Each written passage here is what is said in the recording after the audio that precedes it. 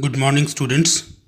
Today I am going to explain the next topic in chapter 1 of Indian economic development, which is foreign trade under the British rule. Well, when we talk about the foreign trade, please understand one thing that during the time of independence, before the British came in, we, that is the Indians, we were an exporter of the finished goods, but during the British rule, what we used to export, we became an importer.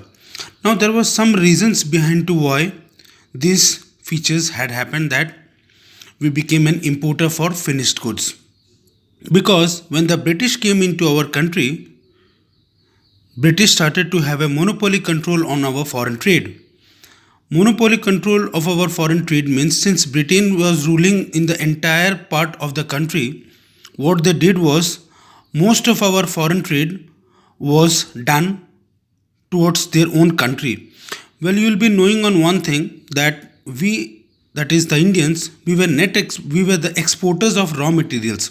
So what used to happen was British used to take the raw materials from our country, use those raw materials, make them as finished goods, and distribute back the finished goods back to our own country.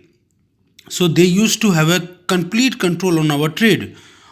While secondly, if you can understand, when the imports used to come in to our country, the price of the goods were a little high, and all the benefits that the British got by selling those finished goods was under their own control. Secondly, as far as our trade is concerned, during the time of British rule, we were an exporter of primary products and we were importer of finished products. I am repeating again, during the time of independence, we were an exporter of primary products and we were an importer of finished goods, which means that when initially we used to supply goods to Britain, Britain used to use those goods, make them as final product and bring it back to India, sell it and earn money. Because India was under the control of British, by doing of these actions, all the revenue, all the money was now into the control of the British.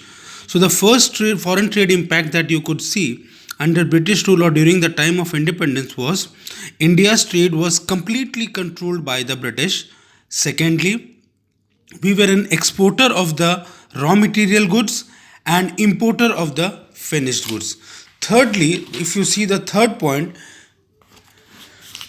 if the British used to gain surplus from the business, from the trade, from the foreign trade, then it was done only to benefit them and not for benefiting our country. The surplus which happened to British was mostly happening because British were selling the finished goods in our country, and the money which they earned from the trade, it was generally used by them for meeting their war needs, for meeting their administrative expenses, and all this money which was gathered by the British led to their own development and led to draining of India's wealth. I hope you will be understanding the three terms that are used over here. First, what was the impact of foreign trade? First, we were an exporter of primary goods and an importer of finished goods. Secondly, British had complete monopoly control on our trade. And thirdly, the benefits that the British gained because of the trade was only for their own development and meeting their own needs. Moving on further, let's try to now understand how was the demographic profile in our country during the time of British. Now you all know that during the time of British rule, our country was a backward economy. So when the economy was backward, one thing is very pretty much easy to understand, that we did not have many of the health facilities during that period of time. Because health facilities were not proper, so the first point that you can understand over here, that life expectancy of the people was very less. As to today, when you see that people generally live for around 65, 70, 75 years, during the time of independence, on the eve of independence, the life expectancy, which is defined as the average life of a person, it was extremely low, somewhere close to 30 to 35 years. Secondly, the infant mortality rate, which is defined as the total number of deaths below the age of 1 year per thousand live births, it was also very high, which means that if around 1000 live births, many number of children used to die, and certainly this was high because of poor healthcare system which existed in our country. Because high number of children died, there was also life expectancy was also very low, so the death rate in our country was very high.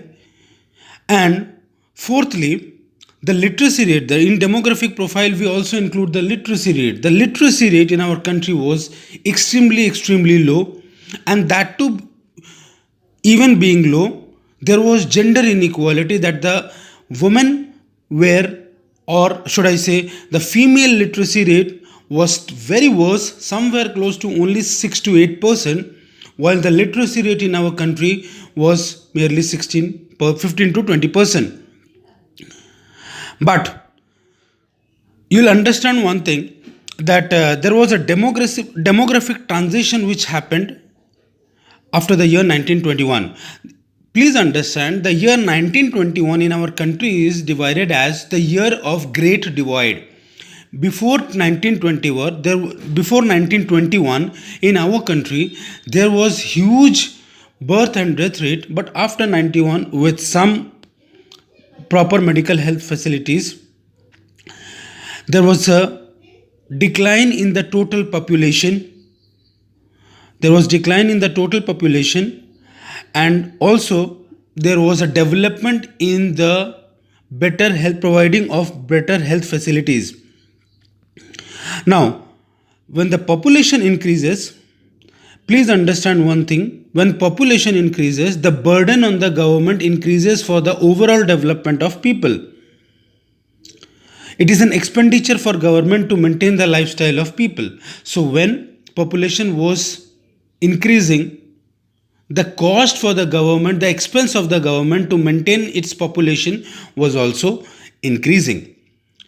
However, let me again tell you about how was the demographic profile in our country on the eve of independence. First, please understand that in demographic profile you have to keep a base that